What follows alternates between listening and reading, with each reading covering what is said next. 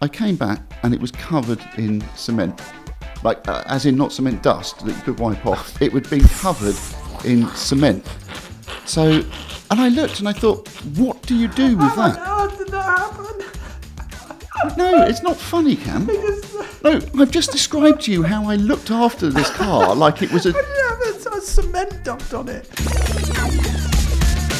Welcome back to the Gassing Station, powered by Michelin, the podcast that goes digging through the PistonHeads forums for meaty subjects to talk about. I am Cam Tate, and joining me, as usual, is John Howe. John, how the devil are you? I see you've been digging driving? deep for those intros again, Cam. Oh, yeah. There's a lot of... I was going to go mining, and then this is the third time I've introed it because it's getting a bit late in the day and I'm a bit tired and still a bit groggy, to be honest. Have I passed my illness on to you yet? No, not yet. Oh, but, good. I'm sure you will do. Wonderful. Because you're a caring, sharing kind of a guy. Yeah, well, you know, we're in this kind of little hot box room at the minute, aren't we? And it's just, what's mine is yours, mate. Thank you, mate. But Thank you. I, again, have had a week of not driving anything. Really? Yes. This is becoming a routine now. I know, it's a bit embarrassing. You're leaving me to do all the heavy lifting here. I have to drive all these cars. It's because I spend most of my week editing this podcast. And preparing for the next one. Violin, so come on then. Violin. I wish we had a sound effect for a violin. Don't you dare push the sound effect board. Cam really hates the idea that I'm going to press the sound effect button. See, why? It's banned. It's not fair. Why you did it once. You ban me from everything. I do. I'm banned for everything. Porsches, sound effects, swearing. Do you know what you can do? Talk about cars? Yes, please. Okay. Tell the listeners and my... Oh, you did it! You did it! He did that! That wasn't even me. We've actually got sound effects in, hopefully. What have I been driving? Yes, please. What have I been driving this week? I've been driving a really nice car. Oh, it's quite rare for you to come on peppy and excited about something that you've driven. To the point, I would say I look forward to driving it. Oh, I'm really intrigued. And it's not weird. I'm not being... Well, I don't know. Some people might think it's weird. So if people have ever read anything that I've written about Volvos, they'll know that I like Volvos, particularly the generation that started with the XC90 from about 2015. I don't know. There's something about that generation.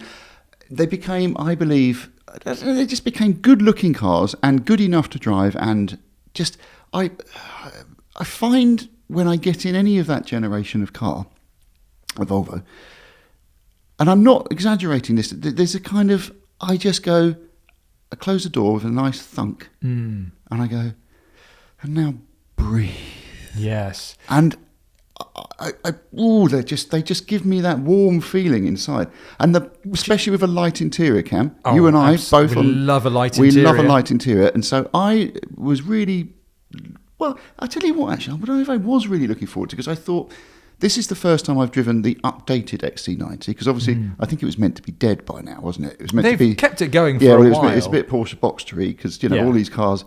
I'm pretty sure that was meant to have been extinct by now, but with the EX90.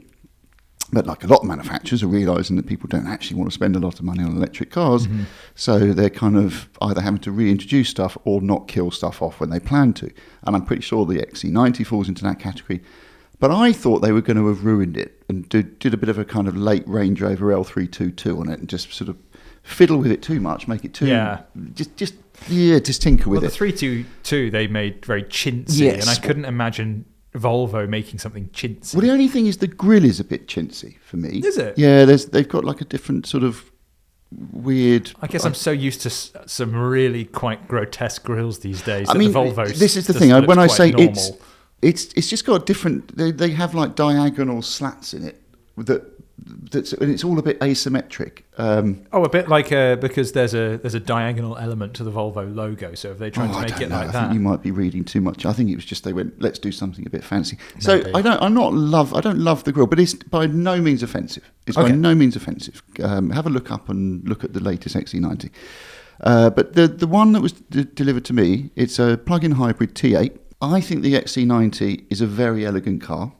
For something that is a God knows how many ton SUV, there's definitely an elegance to it. I remember years ago, so late 2010s, so the sort of 2018, 2019, there appeared to be a period of time when, say, like a lot of cars were quite nice looking. Like BMWs were always quite nice looking. The 5 Series was like the 2017 5 Series is a good looking. It was smart, restrained, kind of elegant. You know, Audis of the period was similar, kind of in a similar vein, and Mercedes too. And then suddenly, around about that period, we started getting, and maybe the first one was the X7 or 7 Series. It was the 7 Series with that the had big the snout. grille.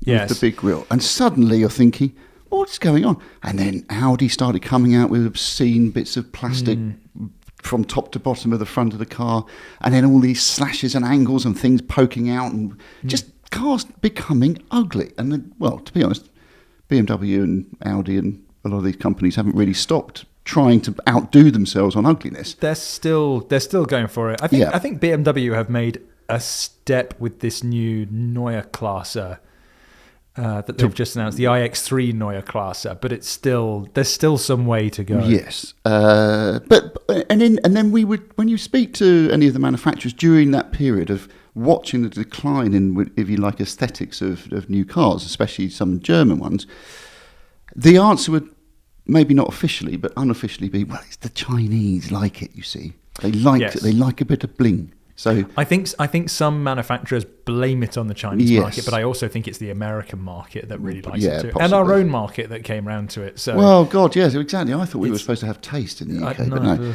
Anyway, so yes, the Volvo, the Chinese-owned brand, really elegant design. Yeah. And the first one to be produced in such a manner was the XC90. I think the V60 is a beautiful looking car.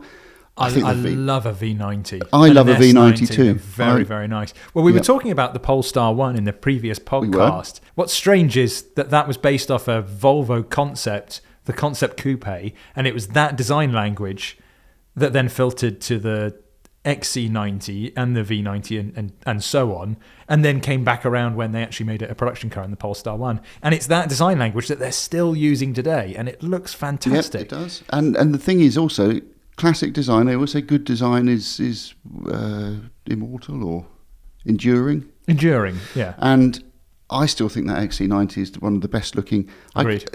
Maybe you could, I don't know, some of the Range Rovers do look quite good, but they are a bit chintzier at that end of the spectrum. I think the XC90 still has that degree of understatedness where you see it and you go, that looks really smart. And it, for me, it always plants a seed of like, I quite like that. Yes. But it's that elegance. So just pure, just understated elegance. That's it. Yeah. It's a really clean, nice shape. It's not trying too hard. It's not been over-designed. It's somebody just went, that's good enough. I'm happy. But the thing is, so genuinely been looking forward to and excited to get in this car. Bit worried that they would have ruined it. They have slightly. You know what they've done? They've because the Google infotainment system that they now use, the screen. Obviously, they just didn't want to make a new screen, or maybe keep the screen. The old screen was like 9 inches diagonally across a portrait screen. Well, clearly they wanted to either make it a bigger screen or not buy another screen to fit the old one. Yeah. So they have. It does look a bit weird because it's a bigger screen, and so imagine, if you don't know what the inside of the Volvos look like, you have the centre of the car, centre of the dashboard. You've got 2 vertical air vents, like the face level vents. The old screen used to fit neatly between those two things. Yeah. The new one doesn't. So it sort of spills. They have to mount it. They have to mount it above the level of it's not flush anymore. I see. And so it's taller, so it fits above and below where the old screen would have been. And it also just slightly pokes sideways out into the air vents. So it definitely looks like it's been added on. It's great if you've got the aircon running, because then it keeps the screen cool. But in the winter, you're just putting so much extra heat into that panel. Yes, but there is a little bit of that's one bit that does jar. But going back to that interior, it's still a wonderful place to be. And do you know what? One of the things I was really impressed about this car is we know that they're not. No current Volvo is particularly dynamic, and I don't expect it to be.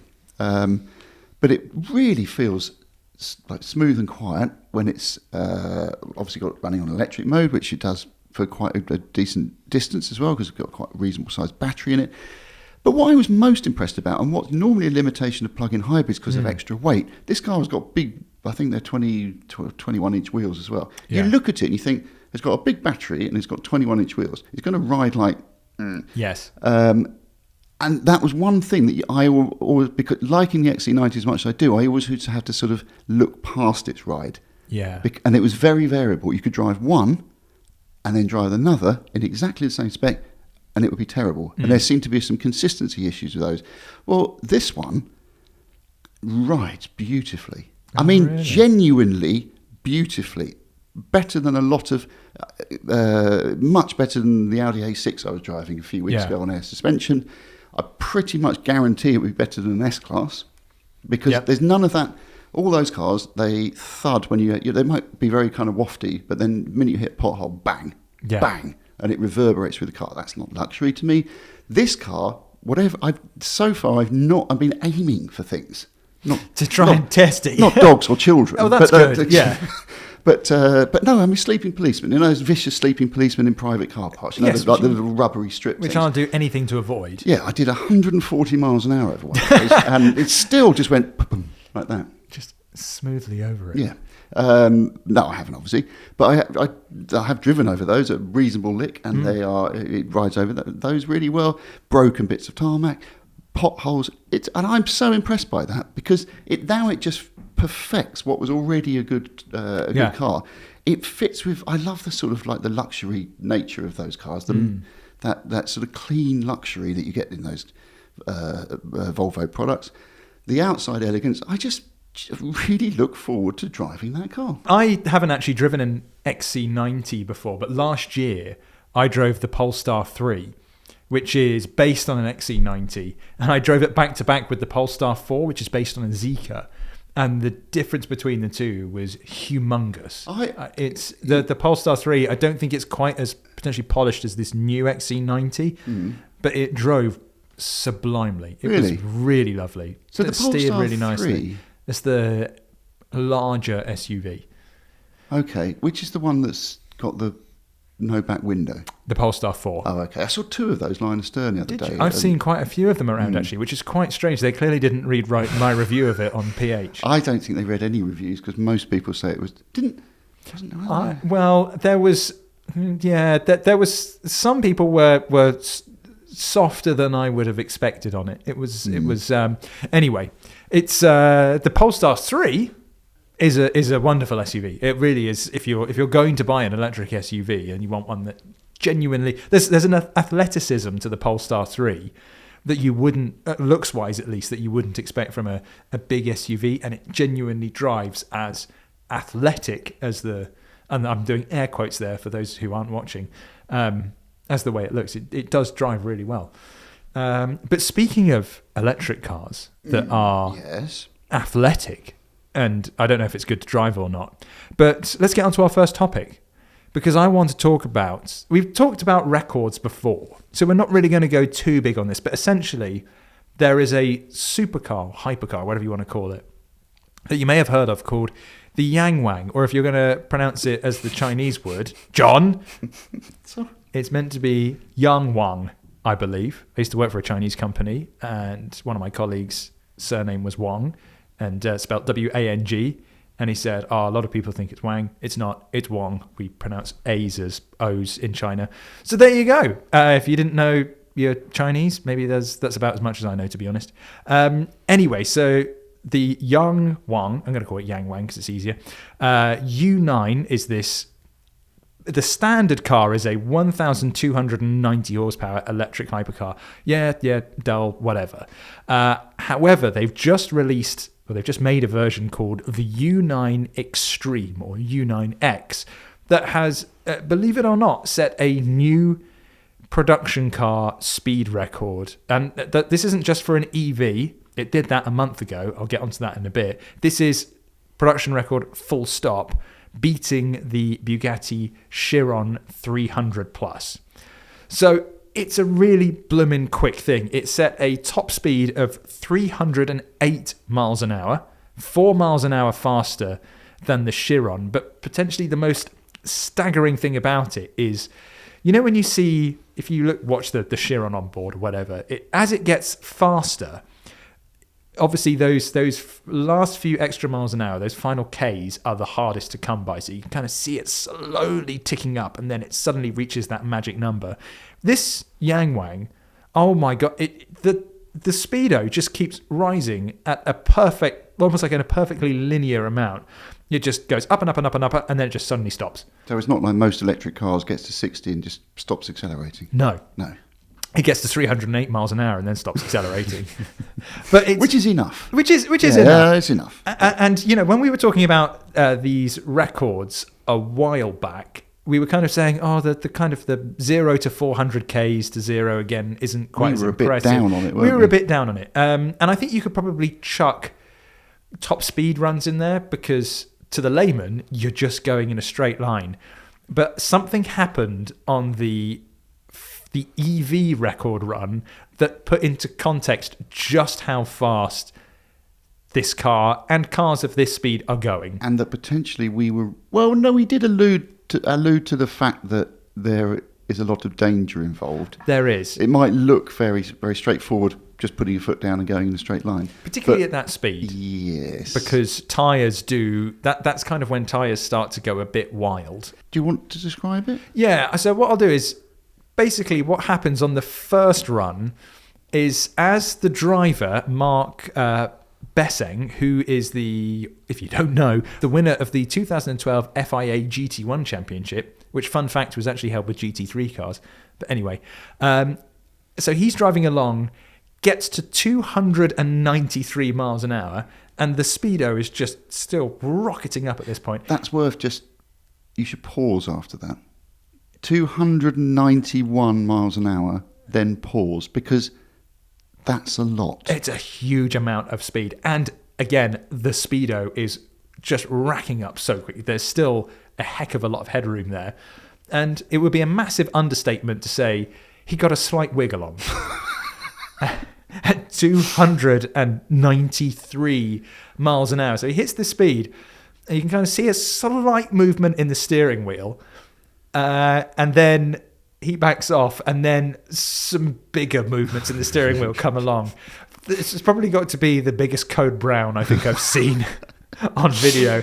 And the absolute... You know, we were talking about... we've brought up Jörg Bergmeister a few times now on this podcast, but when he was talking about his Turbo S... I think Jörg should be our mascot. He should be, yeah. Oh, I'd love Jörg as a mascot. Hopefully we can get him on the podcast at some point, because that'd be good. A legend. But when he was talking to me about setting the Turbo S record around the Nürburgring, he was saying that it got a bit squeaky bum at points, particularly at the left-hander underneath the bridge at the end of the Dottinger Höhe.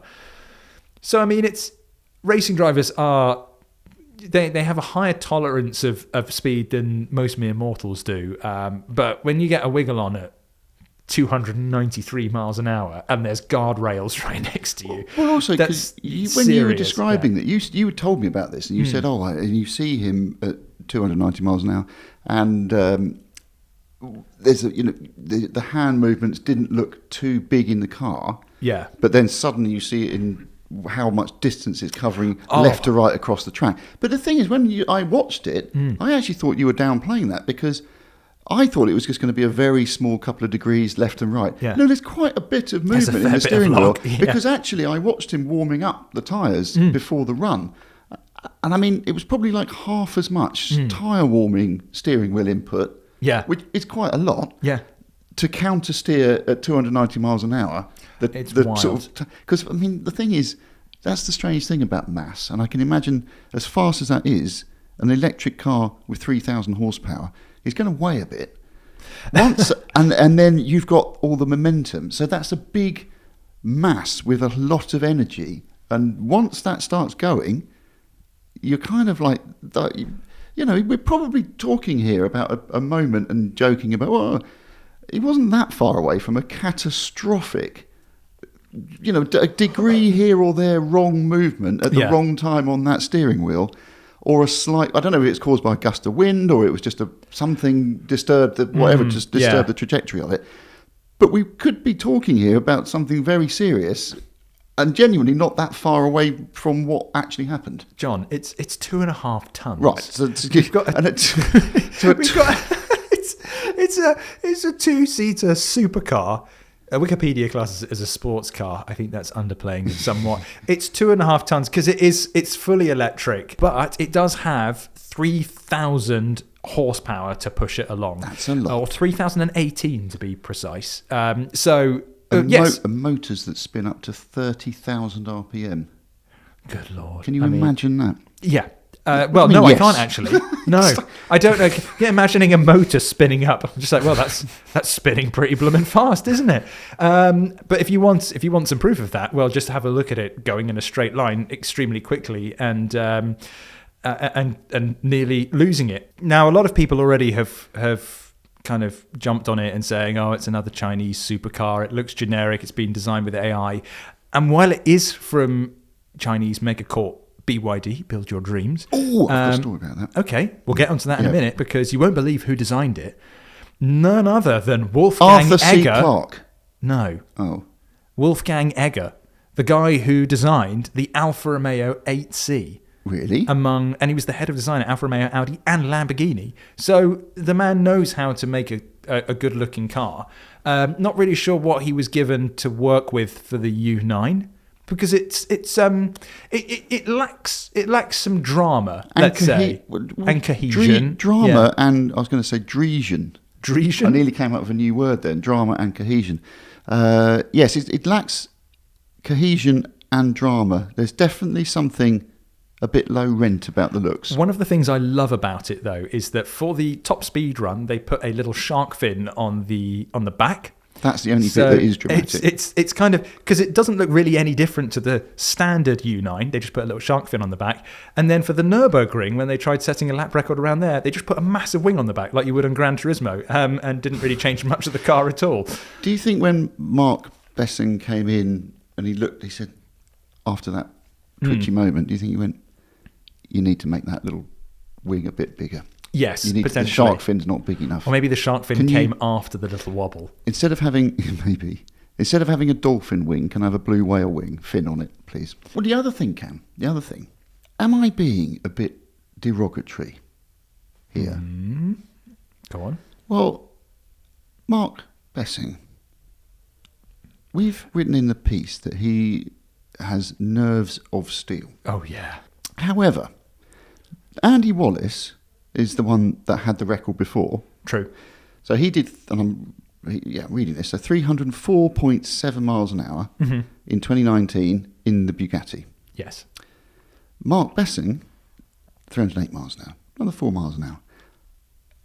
I don't think the extra 4 miles an hour here for me is the kind of defining factor. What I feel, and this is where I might be being considered derogatory, if somebody said to me, two manufacturers came to me and said, we'd like you to set a top speed run. And I had the option to choose either one. Mm-hmm. Maybe I'm just being stupid, but I feel like a manufacturer that I have a history with in terms of knowledge of. And you're aware of they've got Porsche in their fold, they've got Bugatti in their fold, they've got Lamborghini in their fold, they've got many, many engineers going and lots of empirical data and everything from going back years and years and years of designing cars since the Volkswagen Beetle. Yes. I would feel more inclined to trust that manufacturer to produce a car that I'm going to sit in and do over 300 miles an hour in than I would a manufacturer that, to be honest, I hadn't heard of.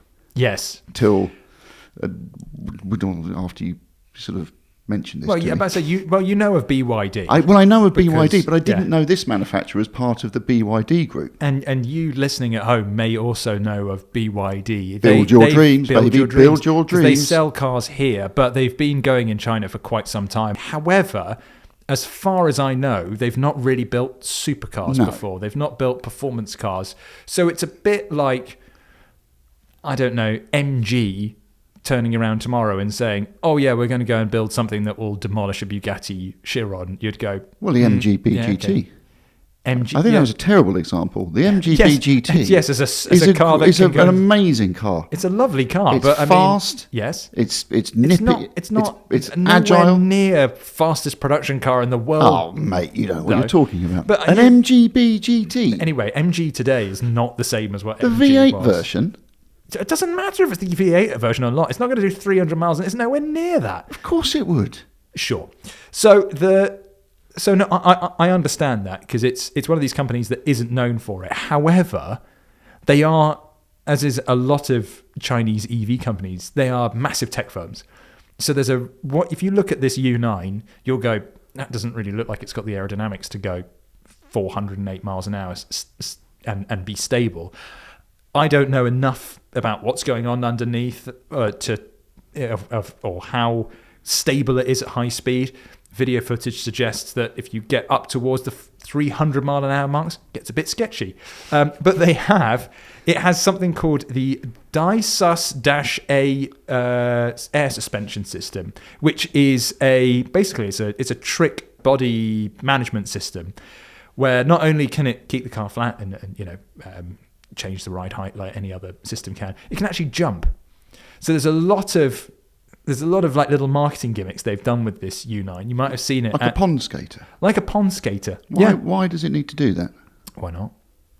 Because it's got me talking about it. I thought you were going to say there was some No, I'm wondering if this system helps it kind of go faster in a straight line, essentially, by adjusting its ride height on the go. Did it sort of jump at 290 miles an hour, and that's what caused the instability? Might be potentially why. We figured out what it is now. He's hit the jump button at 300 miles an hour, and I didn't mean to do that.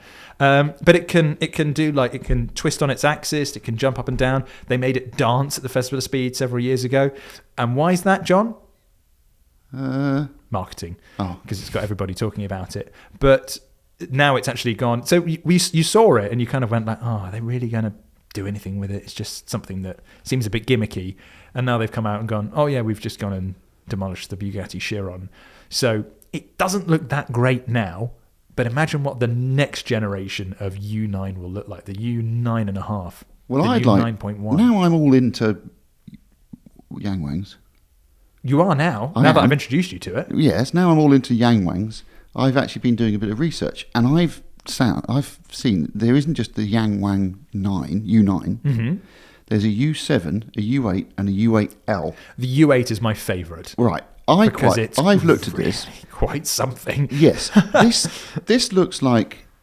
Well, this was at the Festival of Speed last year. I can put up a U8 image. Okay. Yeah. And for those that are listening on the radio or whatever, I'm going to ask Cam what the silhouette of this car looks like. It's Defender. Right. It's new Defender, but with more bling, reptilian kind of elements at the front. I mean, it looks like a squash frog. It does look like a squash frog a little bit. Yeah, the grille, actually, okay, you don't need to look at this. The grille, imagine running over just placing a frog and running over it. Then you have a nice pancake flat frog. Yeah. Lift it up, point its legs that are now splayed out in different directions in the air, and its head at the bottom, and just stick it on the front of a Defender. And that is what you've got. Pretty much. Oh, and just add a bit of bling to it. It also swims.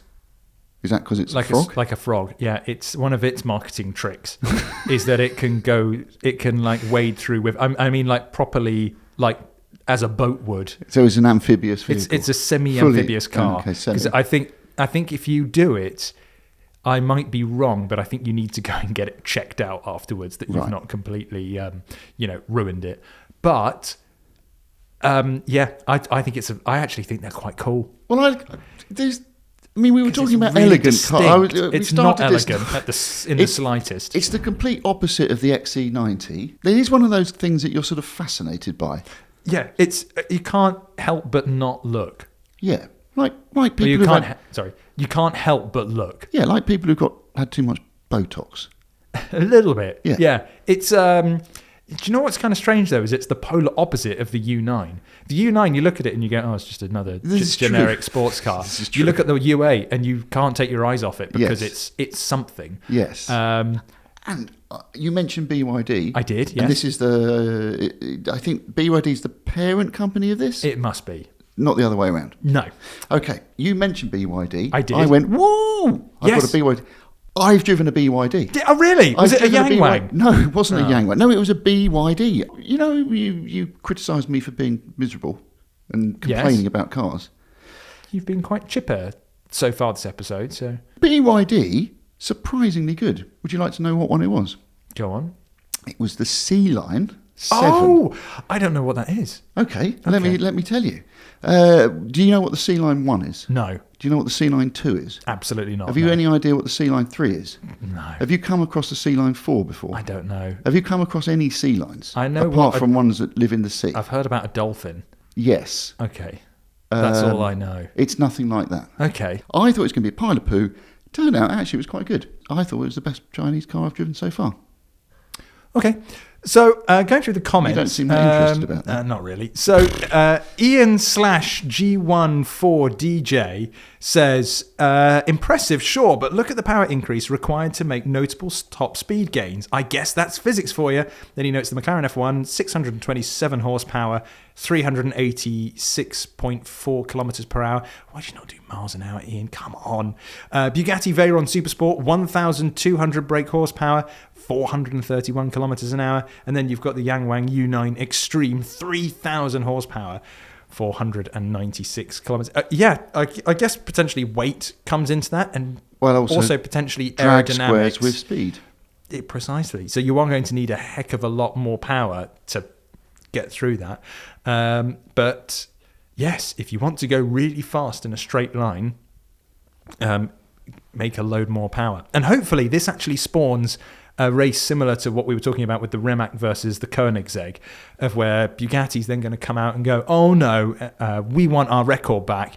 Tourbillon comes out, goes 309 miles an hour, and then Yangwang comes back with the 9.1 or whatever they're going to call their successor, and it just goes back and forth and back and forth. Let's have that. Bugatti can't have this space all to itself. Let's get some more competition in. That's enough about Yangwang, or Yangwang, or however you want to pronounce it. Topic 2. Let's go and help out with some car buying advice, shall we, John? This is my favourite bit, because I'm a giver, not a taker. Yeah.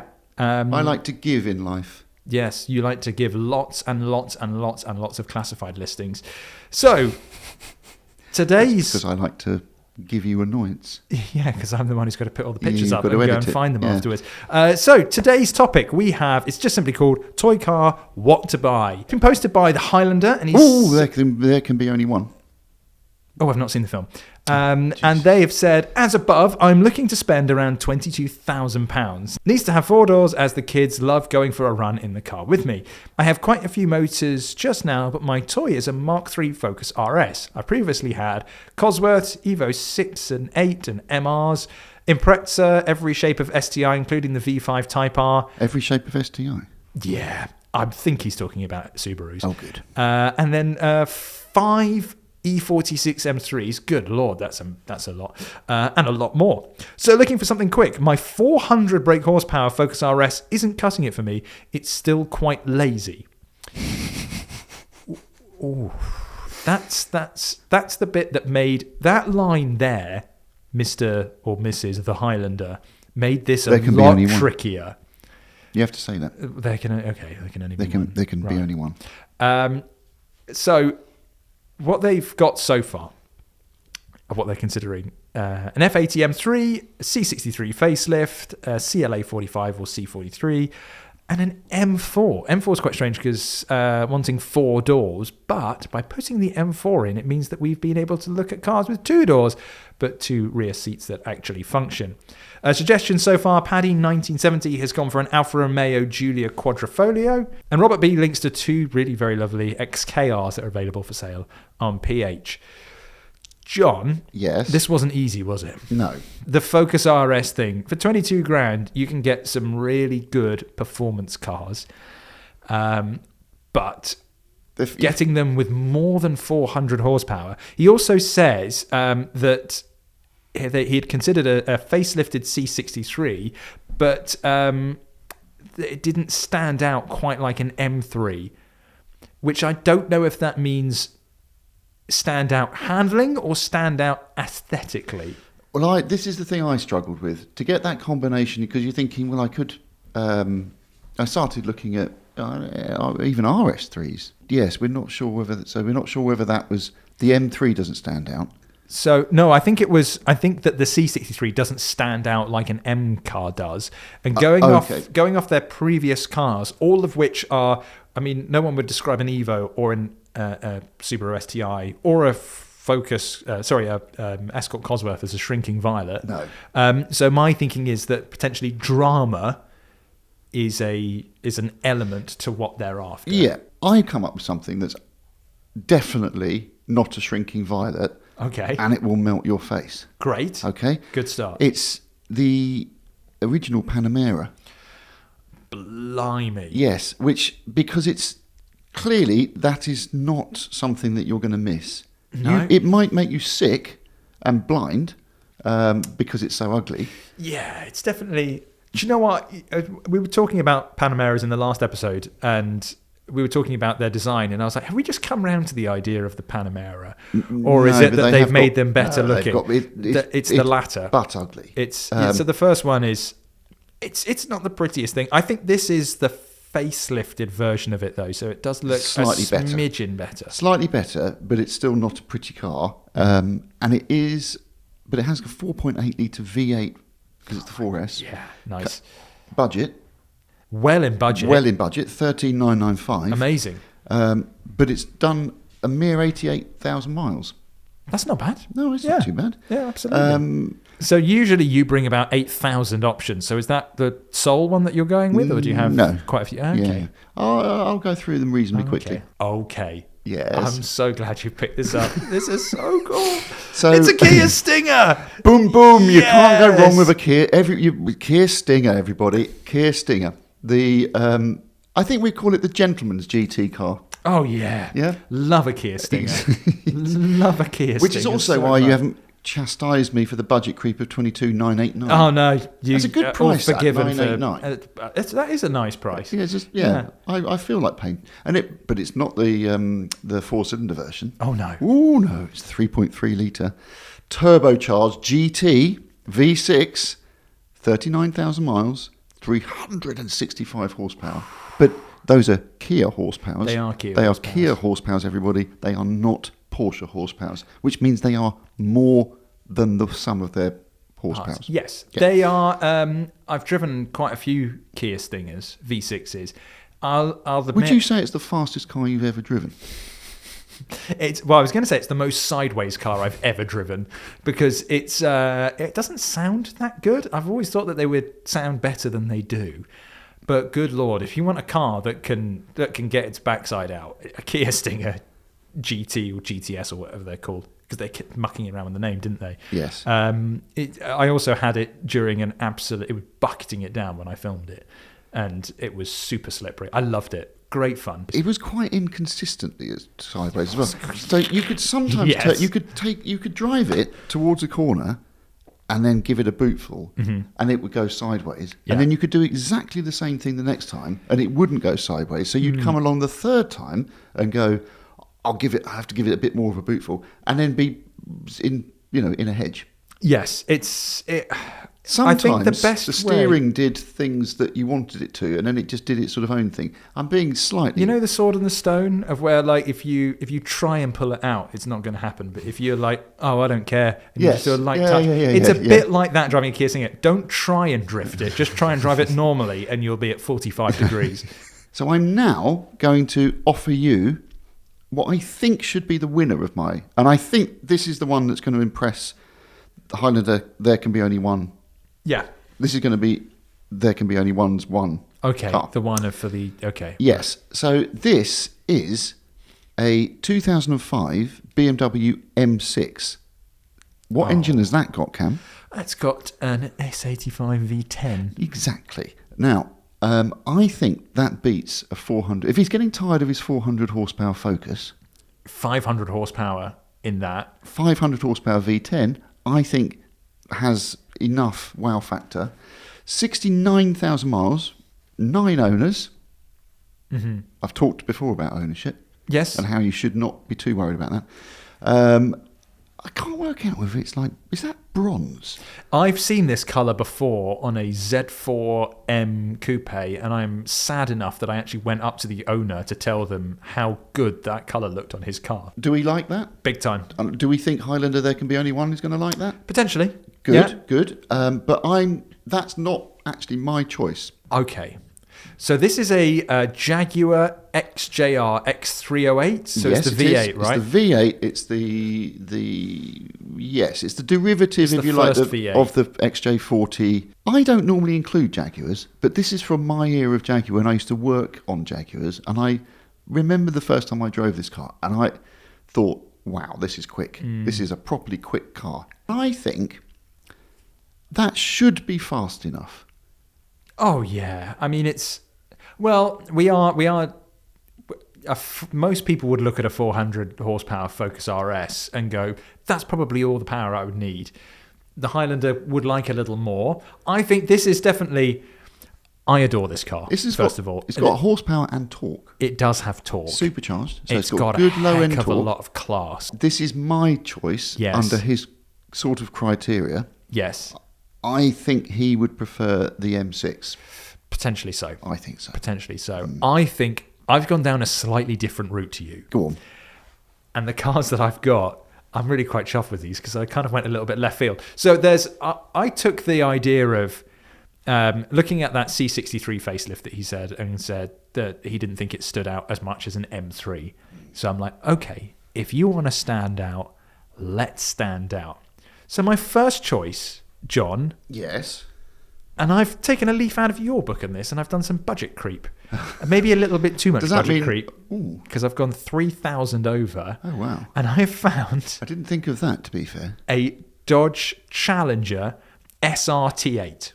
That's quite good. And I actually... Manual as well. How many horsepower is that? It's got 421, but as the ad says... these are, over the period, the Challenger was offered in a wide variety of specifications from a 3.5 litre V6, we don't have that, to a 6.4 litre We don't want that V8. either. We've got a 6.1 litre V8. We like a 6.1 litre V8. And that over 1,000 horsepower could be had. So obviously this one doesn't have the 1,000 horsepower engine. However, it's a big block American V8. You can do a heck of a lot to that to get some very, very, very serious power figures out of it. And it's going to be torquey because it's a big old V8. And something that stands out, we're talking murdered out spec here. It's black with black wheels. It just looks silly. I really love this. Is that your only choice? No, I've got some others. I don't think you need any more. I don't think I do. I think this is actually a normally really at good this one. point I go, oh, my one's better. Look at my Jaguar. Look at this. Look at that. Mine's got a V10. This is...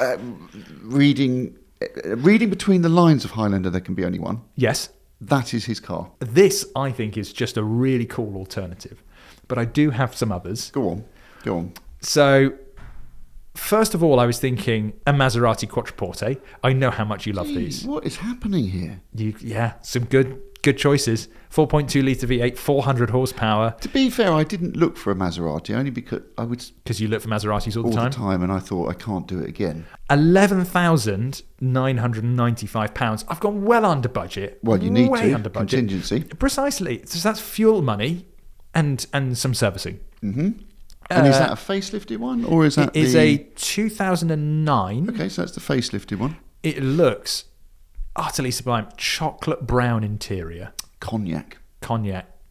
Even better. Even classier. Well, I think, I don't know. I can't remember what that would be called. But wooden steering wheel rim. Nice. Very, very lovely. It screams class. Nothing like holding a nice bit of wood in your hand.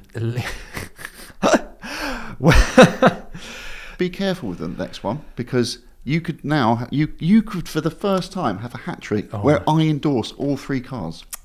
So what about a Maserati Gran Turismo S then? Ooh. Am I pushing it?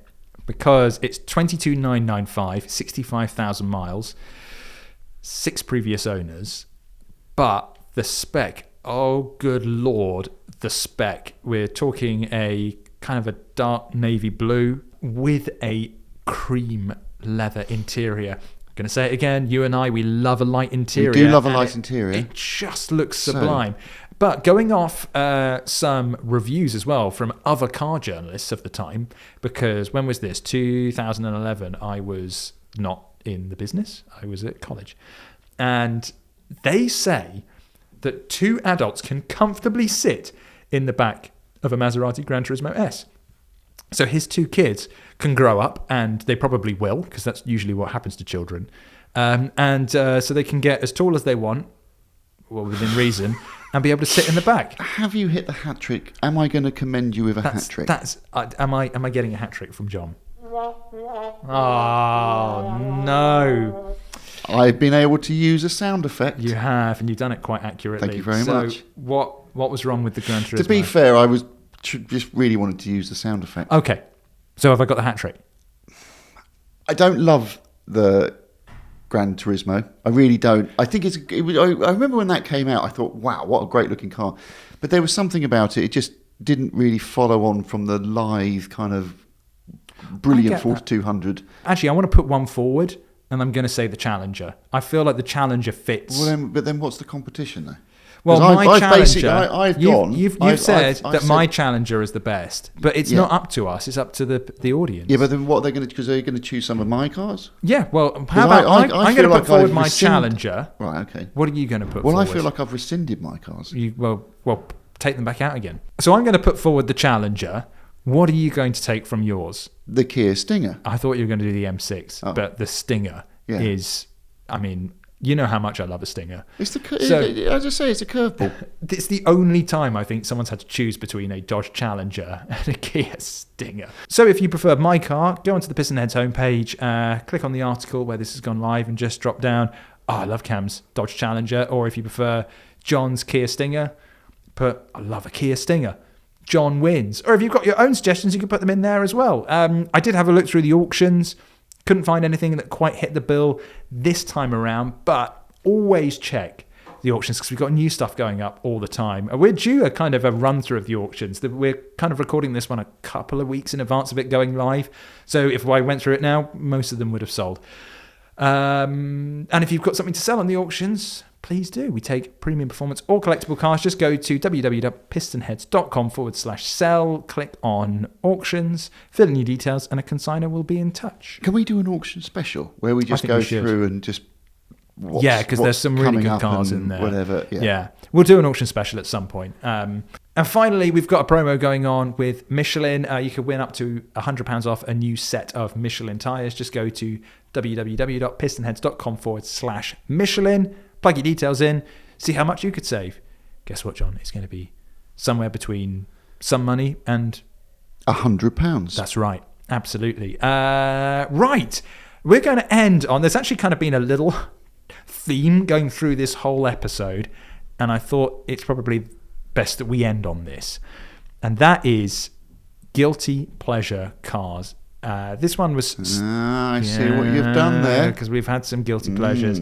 This thread was started up by Minimax, and they say, there is currently a fashion for guilty pleasures in the form of songs you like but don't feel able to admit to. So which cars do we like but don't usually feel able to admit? I'll start off. My guilty pleasure is a Mark II Cavalier 2-litre GLSI, very specific, preferably in carmine red with original alloys and grey velour interior. I'd love to own one, and I'd even drive it to work if I could. There's just something about them for me. I love that PistonHeads is a place where we can confess to these kind of things. And doing it in the podcast means that it feels even more public. So Anham Grimar says, a Vauxhall Calibra, but not a Calibra. Calibra with an E at the end and not an A, which is a subtly modified Cavalier. Oh, that was the Mark II Cavalier. Was it? Oh, God, yeah. Was that the Calibra was the one with the big body kit? What was the one? There was a Cavalier 130. I've no idea, to be honest. Yeah, the Calibra, didn't it? It had one of those sort of kind of real late 80s, early 90s body kits. It would be pronounced Caliber, wouldn't it? Not Calibra. Well... Or would it? No, because it's got an R at the end. Calibra. Caliber. I'm quite impressed that I've dragged that out of my banks. Memory banks. Because they did the my brother had a saloon 2 litre. It was really like I really one of the cars I've always wanted to drive again is my brother's old saloon 2 litre Mark II Cavalier. But that just a couple of years before that one came out, the sort of it was they did a facelift and they kind of sharpened it up and made it look a bit nicer. And I just remember it being really quick. Fortnite MC says a Reliant Scimitar. Do you know Princess Anne had one of those? What? It's true. This is news to me. I know. Well, I've never heard this before. I wonder if other true. people know this. Hopefully, anyone listening, they've just found out for the first time. Answers on a postcard. On a postcard. Yeah, and send them to. Oh, I don't know. And last one, Plotless, who I'll go with, an Allegro Equipe. Oh, Plotless. I mean, I don't judge, but Allegro. Look, I'm not going to. So many cars out there. I'm not going to be mean about that. No, because I'm going to put forward my own, and you'll all have reason to judge me. But putting Allegro on there is a great. It's a brave choice. It's brave, but hey, this is what It's a brave space, and good on you, Plotless. You embrace that love of the Allegro because someone needs to. So the reason I thought about this is because we were talking about the Volvo XC90, and it's is a sort of guilty pleasure because it's an SUV, and we're not really meant to like SUVs. It's all about low riding, especially. And it's not a Range Rover, which is or Defender, which is the only SUV you are allowed to like. Yes, exactly. But I think particularly with the way that Range Rovers are today, they are.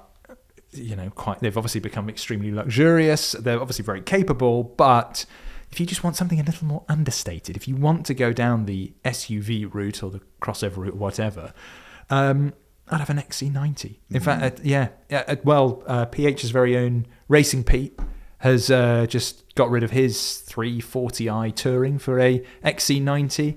One of our colleagues, Matt Dell, he has an XC90 as well. It's a good car. It's a PHE car that isn't explicitly PHE, Yeah, I think so.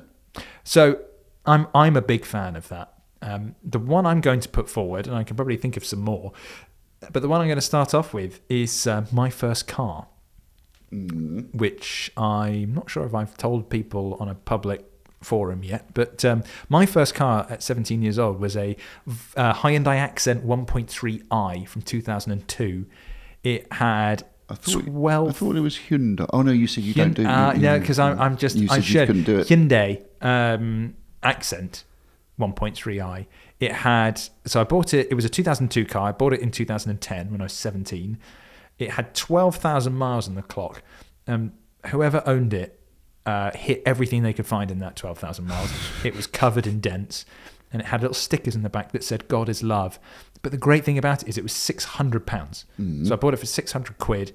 But the reason I bought it is that it resembled the Hyundai WRC cars of the era, right? Which is, everyone at that kind of age, we're going to college, they had like Vauxhall Corsas with fart cans on the back and stuff, Civics, and there I was in a bone stock Hyundai Accent. And I loved it because it just reminded me of the rally car. It was silver like the rally car, or grey as everyone kind of used to associate it with. And the interior was grey too, so it was like you were sat in a cloud. But my dream, if money no object, I would love to buy another one and turn it into a...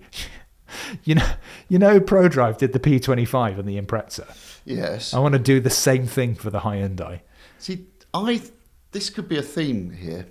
Go on. Well, because my guilty pleasures tend to revolve around cars that I've either owned and want to own again because I love them, or generally it's the early stuff, the kind of when we were very impressionable and crappy cars. Yes, can still light a fire within you because everything's just so exciting. Yeah, it's brilliant.